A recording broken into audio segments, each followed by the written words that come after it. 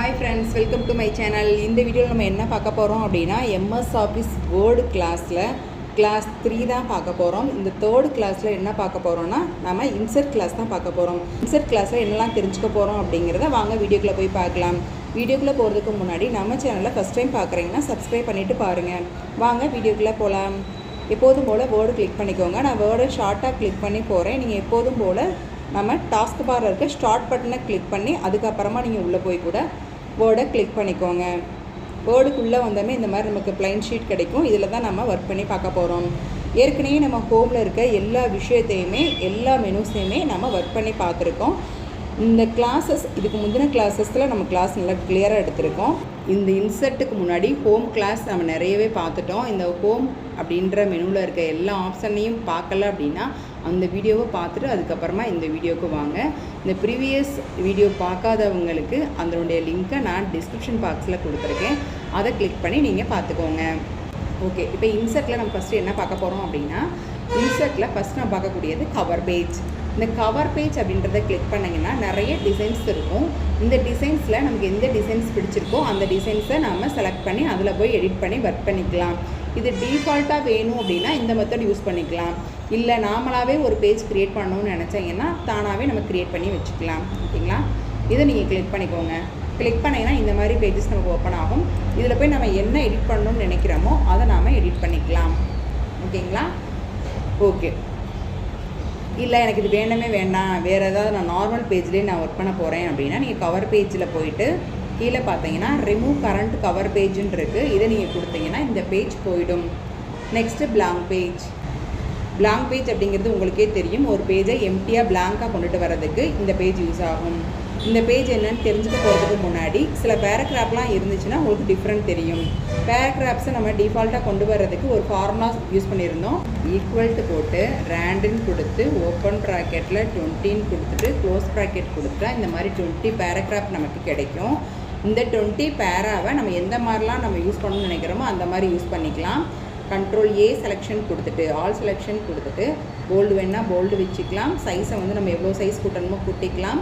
அதே மாதிரி line space வந்து கொஞ்சம் இன்க்ரீஸ் பண்ணால் நல்லாயிருக்கும். ஜஸ்டிஃபைன்ற அலைன்மெண்ட் கொடுத்துட்டோம். இப்போ நிறைய இருக்குது. இப்போ பிளாங்க் பேஜ் எதுக்காக நம்ம யூஸ் பண்ணுன்றதை பார்க்குறதுக்காக தான் நான் அந்த பேராவே கொண்டு வந்தேன். இப்போ ஃபஸ்ட்டு பேஜுக்கும் செகண்ட் பேஜுக்கும் இடையில ஒரு பேஜ் வந்து நம்ம இன்சர்ட் பண்ணணும்னு நினச்சோன்னா இந்த ஃபஸ்ட்டு ஸ்டார்ட் ஆகக்கூடிய லைனுக்கு முன்னாடி கர்சரை வச்சுட்டு நம்ம எப்போதும் போல் இன்சர்ட்டில் போயிட்டு பிளாங்க் பேஜ் அப்படின்றத கொடுத்திங்கன்னா ஒரு பேஜுக்கும் இன்னொரு பேஜுக்கும் இடையில நமக்கு எம்டி பேஜ் நமக்கு கிடைக்கும். இங்கே வச்சுட்டு பிளாங்க் பேஜ் அப்படின்றத கிளிக் பண்ணுங்கள். கிளிக் பண்ண உடனே நமக்கு இந்த பேஜ் நமக்கு இன்சர்ட் ஆகும். ஒரு பேஜ் ஃபஸ்ட்டு பேஜ் நமக்கு எம்டியாக வேணும், பிளாங்க் பேஜ் வேணும் அப்படின்னா நம்ம என்ன டைப் பண்ணியிருக்கோமோ அந்த லைனுக்கு முன்னாடி கர்சரை கிளிக் பண்ணிவிட்டு பிளாங்க் பேஜ் அப்படின்றத கொடுத்தோம் அப்படின்னா ஃபஸ்ட்டு பேஜ் நமக்கு எம்டியாக கிடைக்கும். அதுக்காக நம்ம என்ன பண்ணுறோம், இந்த பிளாங்க் பேஜ் யூஸ் பண்ணுறோம். இந்த பிளாங்க் பேஜ் இருந்ததுக்கப்புறம் நம்ம என்ன க்ரியேட் பண்ணணும்னு நினைக்கிறோமோ அதை நம்ம க்ரியேட் பண்ணிக்கலாம். Next page break. Page break அப்படிங்கிறது 2 இதுக்கு யூஸ் ஆகும்.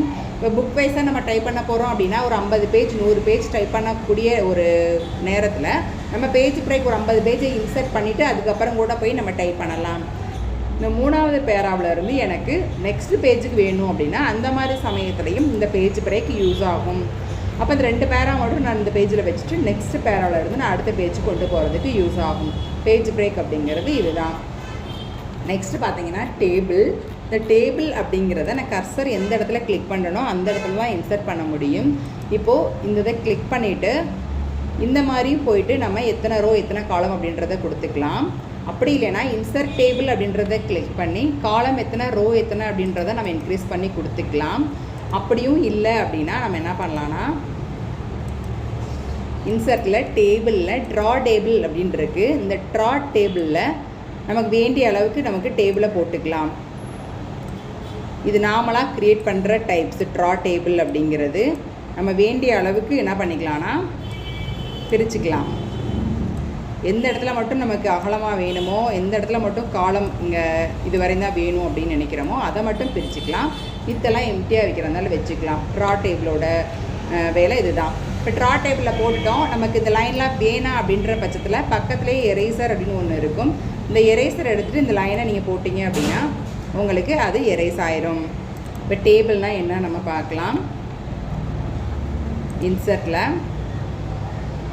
டேபிள், இன்சர்ட் டேபிள் அப்படின்னு கொடுத்துட்டு நம்ம டேபிள் க்ரியேட் பண்ண போகிறோம். இந்த மெத்தடில் தான் க்ரியேட் பண்ணணும். இந்த ஸ்டார் மாதிரி இருக்கு இல்லையா, அந்த ஸ்டார் மாதிரி அதை கிளிக் பண்ணோம் அப்படின்னா ஃபுல் டேபிளுமே நமக்கு செலக்ட் ஆகும். இந்த எல்லா டேபிளுமே அட்டன் டயத்தில் நம்ம வந்து ஏதாவது சேஞ்ச் பண்ணணும், நம்ம பண்ணக்கூடிய எஃபெக்ட் எல்லாமே ஒரே ஈவனாக நமக்கு கிடைக்கணும் அப்படின்னா அந்த மாதிரி சமயங்களில் எல்லாத்தையுமே செலக்ட் பண்ணிக்கலாம். இல்லை அப்படின்னா செப்பரேட்டாக ரோ, எந்த ரோ நமக்கு தேவையோ அந்த ரோ மட்டும் செலக்ட் பண்ணிக்கலாம். இல்லை அப்படின்னா காலம் மட்டும் நம்ம செலக்ட் பண்ணணும் அப்படின்னா மேலேருந்து கீழே எந்த காலமோ அந்த காலத்தை மட்டும் நம்ம செலக்ட் பண்ணிக்கலாம். இப்போ இந்த டேபிள் நம்ம போட்டுட்டோம். இந்த டேபிள் எம்டியாக இருக்குது. இந்த டேபிளில் நம்ம ஏதாவது ஒரு சில விஷயத்தை நம்ம டைப் பண்ண போகிறோம். இப்போ நேம் நான் கொடுக்குறேன், கேப்ஸ் ஆன் பண்ணிக்கிறேன். நேம், இந்த இடத்துல Tamil mark, English mark, maths mark, science mark இந்த மாதிரி நான் கொடுக்குறேன்.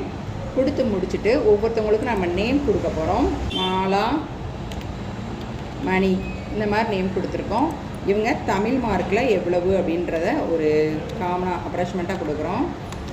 இந்த மாதிரி கொடுத்து முடிச்சுட்டு இந்த டேபிளை எப்படிலாம் சேஞ்ச் பண்ணலாம் அப்படிங்கிறத வாங்க பார்க்கலாம்.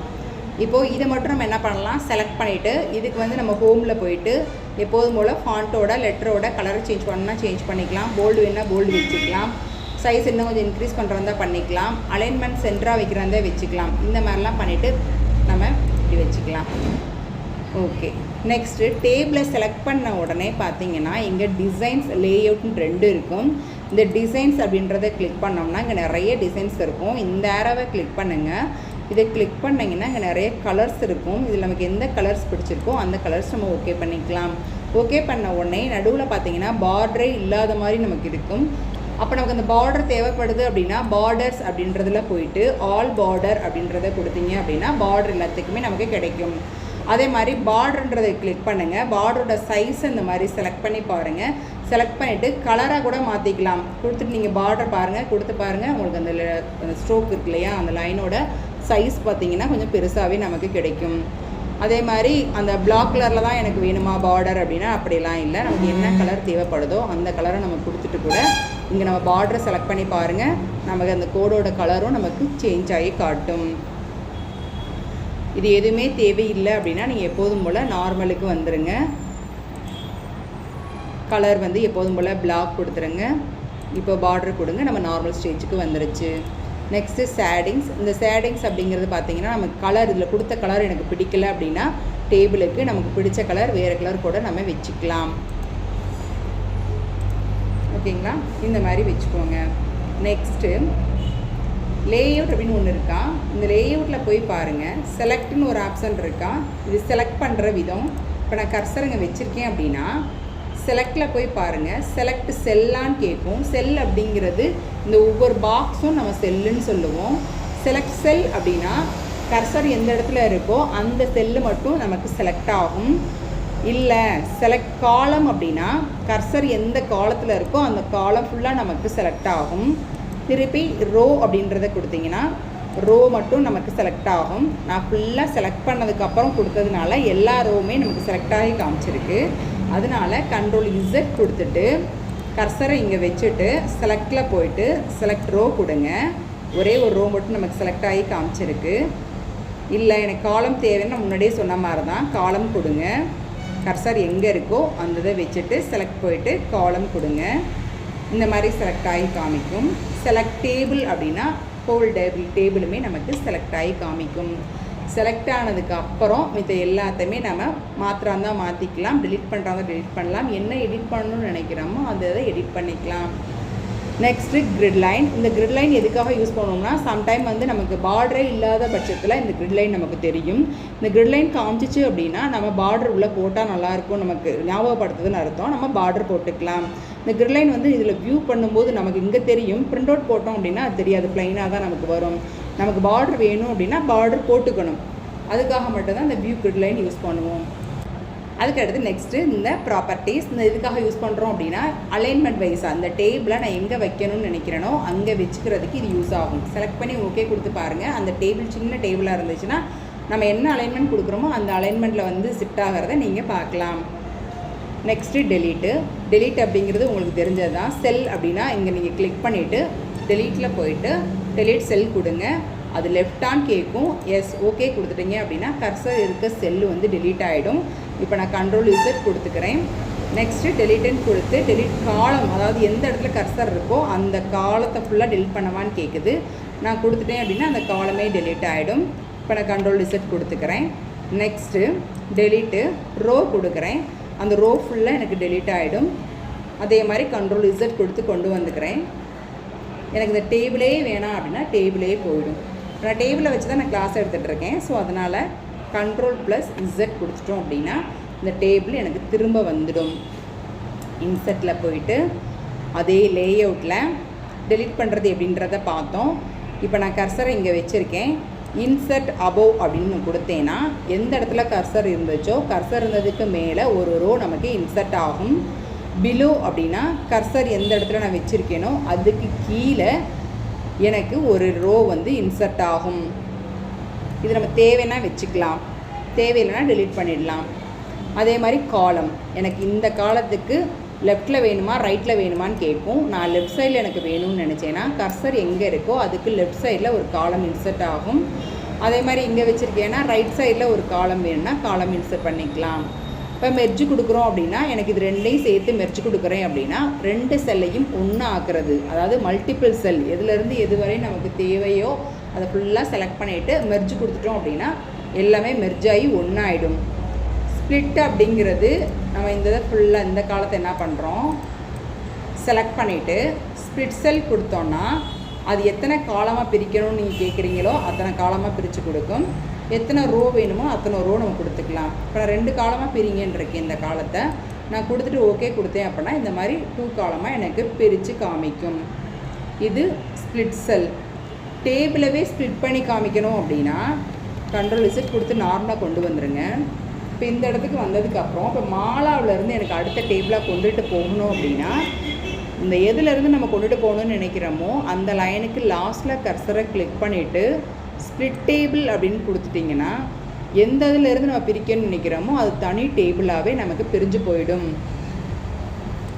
இப்போ இதை நீங்கள் செலக்ட் பண்ணினீங்கன்னா லேஅவுட் அப்படின்றது ஒர்க்கிங் கண்டிஷனில் இருக்கும். இதை போய் நீங்கள் ஒர்க் பண்ணி பார்த்துக்கலாம். நெக்ஸ்ட்டு ஆட்டோஃபிட் அப்படின்னு ஒன்று இருக்குது. ஆட்டோஃபிட்னா என்னென்னா ஆட்டோஃபிட் கண்டென்ட் அப்படின்னு கொடுத்து பாருங்கள். கண்டென்ட்டோட அளவு எவ்வளோ இருக்கோ அவ்வளோக்கு மட்டும் அந்த டேபிள் சுருங்கிடும், தேவையற்ற ஸ்பேசஸ் இருக்காது. அதுக்காக நம்ம அது கொடுக்குறோம். நெக்ஸ்ட்டு ஆட்டோஃபிட் விண்டோ அப்படின்னு கொடுத்தீங்கன்னா அது எப்போதும் போல் என்லார்ஜ் ஆயிடும், கொஞ்சம் பெருசாகவே ஆகிடும். நம்ம பேஜுக்கு தகுந்த மாதிரி பெருசு பண்ணி காமிக்கும். நெக்ஸ்ட்டு ஒரு ரோ இருக்குது, ஒரு காலம் இருக்குது அப்படின்னா அதை ஹைட் அண்ட் வித்தை நம்ம சேஞ்ச் பண்ணிக்கலாம். இப்போ நான் ஹைட்டை இன்க்ரீஸ் பண்ணியிருக்கேன், வித்தையும் இன்க்ரீஸ் பண்ணுறேன்னு வச்சுக்கோங்க. இப்படி இருக்குது. இது ஒன்று பெருசாகவும் சின்னதாகவும் இருக்குது அப்படின்னா அது ஒரே ஈவன் ஸ்பேஸாக கொண்டு வரதுக்கு நீங்கள் செலக்ட் பண்ணிவிட்டு டிஸ்ட்ரிபியூட் ரோஸ்ன்னு இருக்குது, இங்கே டிஸ்ட்ரிபியூட் காலம்ஸ்ன்னு இருக்குது. நான் ரோஸ் அப்படின்றத ஃபஸ்ட்டு கொடுக்குறேன், ஒரே ஈவனாக நமக்கு கிடைக்கும். அதே மாதிரி டிஸ்ட்ரிபியூட் காலம்ஸ் அப்படின்றத கொடுத்தேன் அப்படின்னா எல்லா காலமே ஒரே ஈவனாக கொண்டு வந்துடும். அதே மாதிரி இந்த டேபிளுக்குள்ளே இருக்க கண்டென்ட்டை எந்த மாதிரி அலைன்மெண்ட்டில் நான் வைக்கணும்னு நினைக்கிறோமோ அதை நம்ம கிளிக் பண்ணோம்னா அந்த மெத்தடுக்கு அந்த அலைன்மெண்ட்டுக்கு வந்துடும். பக்கத்தில் பார்த்தீங்கன்னா டெக்ஸ்ட் டைரக்ஷன் அப்படின்னு இருக்கும். இந்த டெக்ஸ்ட் டைரக்ஷன் அப்படின்றத கிளிக் பண்ணிங்கன்னா எந்த டைரக்ஷனில் நம்ம டைப் பண்ணணும்னு நினைக்கிறோமோ அந்த மாதிரி டைப் பண்ணிக்கலாம். நெக்ஸ்ட்டு செல் மார்ஜின். செல் மார்ஜின் உங்களுக்கு எந்த அளவு தேவைப்படுதோ அந்த அளவு உள்ளே சேஞ்ச் பண்ணி பாருங்கள். Next short pie. Short pie அப்படிங்கிறது என்ன அப்படின்னா நம்ம அசெண்டிங் ஆர்டரில் வச்சுக்கிறது. எக்ஸாம்பிள் நம்ம A to Z நம்ம ஏதாவது டைப் பண்ணுறோம், அதாவது ஒரு டேபிள் க்ரியேட் பண்ணுறோம், அதில் நேம் வந்து அப்படியே கொலாப்ஸ் ஆகி இருக்குது அப்படின்னா நம்ம A to Zல இருக்க நேம் ஃபுல்லாக அந்த ஆல்ஃபபெட்டிக் ஆர்டரில் எனக்கு மாற்றி கொடுக்கணுன்ற பட்சத்தில் இதை ஃபுல்லாக செலக்ட் பண்ணிவிட்டு ஷார்ட்டில் போயிட்டு அசெண்டிங் அப்படின்றத செலக்ட் பண்ணிவிட்டு ஓகே கொடுத்தீங்க அப்படின்னா நமக்கு அசெண்டிங் மெத்தடில் வந்துடும். இல்லை எனக்கு டிசெண்டிங்காக வேணும் அப்படின்னா தலைகீழாக இசட்லேருந்து A வரையும் நேம் இருக்கும் இல்லையா, அந்த மாதிரி வேணும் அப்படின்னா நம்ம டிசெண்டிங் கொடுத்துக்கலாம். இன்னொன்று என்னென்னா இந்த இருக்கு இல்லையா, இந்த டேபிளுக்கு ஃபஸ்ட்டு பார்டர் போட்டுக்கலாம். இது ஃபுல்லாக செலக்ட் பண்ணிவிட்டு டிசைனில் போயிட்டு பார்டர்ஸ் அப்படின்றதில் ஆல் பார்டர் கொடுத்துருங்க. கொடுத்து முடிச்சுட்டு இது ஃபுல்லாத்தையுமே என்ன பண்ணிடுங்க, தனித்தனியாக செலக்ட் பண்ணி லேஅவுட்டில் மெர்ஜ் கொடுத்துருங்க. மெர்ஜ் கொடுத்தாச்சு. இப்போ செலக்ட் பண்ணிவிட்டு எப்போதும் போல் டிசைனில் பார்டர் எல்லாத்துக்குமே கொடுத்துருக்கோமான்னு ஒரு தடவை செக் பண்ணிக்கோங்க.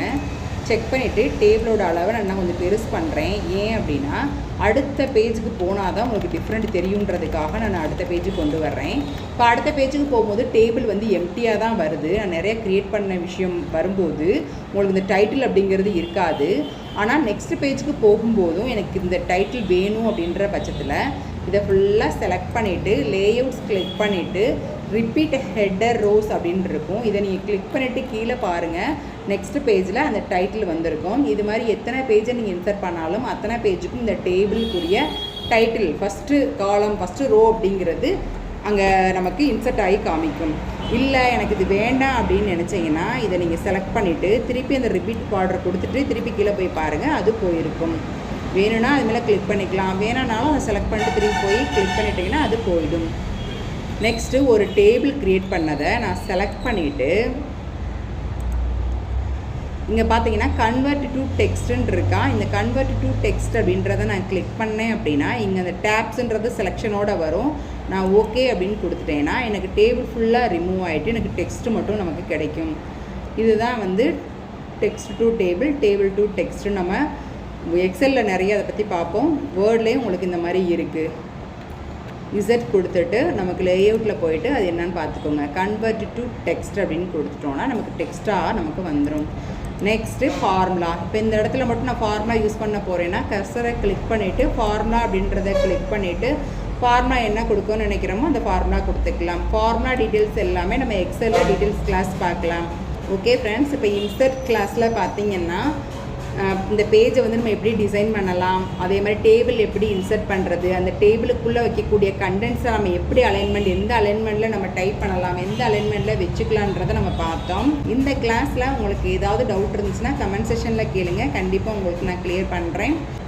இந்த வீடியோ உங்களுக்கு ரொம்ப யூஸ்ஃபுல்லாக இருக்கும்னு நினைக்கிறேன். இந்த கிளாஸஸ் எல்லாமே உங்களுக்கு முழுக்க ரொம்ப ஃப்ரீயாக தான் கிளாஸ் எடுத்துகிட்ருக்கோம். இந்த கிளாஸஸை நீங்கள் ரொம்ப மிஸ் பண்ணாமல் ரொம்ப யூஸ்ஃபுல்லாக பயன்படுத்திக்கோங்க. நீங்கள் யூஸ் பண்ணுறதுன்னு பார்த்தாமல் உங்களுடைய ஃப்ரெண்ட்ஸ் யாருக்கெல்லாம் ரொம்ப ஃபீஸ் கட்டி கிளாஸ்க்கே போக முடியலை அப்படின்னு இருக்காங்களோ அவங்க எல்லாருக்குமே ஷேர் பண்ணி விடுங்க. அவங்க எல்லாத்துக்குமே யூஸ்ஃபுல்லாக இருக்கும். நீங்கள் நல்லா இதில் ஒர்க் பண்ணி முடிச்சுட்டு எனக்கு எல்லாமே தெரியும் அப்படின்னு நீங்கள் நினைக்கிற பட்சத்தில் சர்டிஃபிகேட்டு கூட நீங்கள் அப்ளை பண்ணிக்கலாம். சர்டிஃபிகேட் அப்ளை பண்ணுறதுக்கு நான் முன்னாடி சொன்ன மாதிரியே ஒரு வாட்ஸ்அப் நம்பர் நான் டிஸ்கிரிப்ஷன் பாக்ஸில் கொடுத்துருக்கேன். அந்த நம்பருக்கு காண்டாக்ட் பண்ணி அந்த சர்டிஃபிகேட்டோட டீட்டெயில்ஸ் நீங்கள் தெரிஞ்சுக்கோங்க. சர்டிஃபிகேட் வேணாம் அப்படின்னா இந்த கிளாஸஸ் எல்லாமே நீங்கள் ஃப்ரீயாக கற்றுக்கிட்டு நீங்கள் நல்லா டேலண்ட்டாக ஆகிக்கோங்க. எங்களால் எவ்வளோ கிளாஸஸ் ஃப்ரீயாக எடுக்க முடியுமோ, எந்தெந்த கோர்சஸ் ஃப்ரீயாக எடுக்க முடியுமோ கண்டிப்பாக அந்த கோர்ஸஸை நான் ஃப்ரீயாகவே இந்த கோர்சஸை நான் கொடுக்குறேன். இந்த வீடியோ உங்களுக்கு ரொம்ப பிடிச்சிருந்துச்சு அப்படின்னா லைக் பண்ணுங்கள், ஷேர் பண்ணுங்கள், மறக்காமல் சப்ஸ்கிரைப் பண்ணிடுங்க. இது மாதிரி ஒரு பயனுள்ள வீடியோவில் மீட் பண்ணலாம். தேங்க்யூ ஃபார் வாட்சிங்.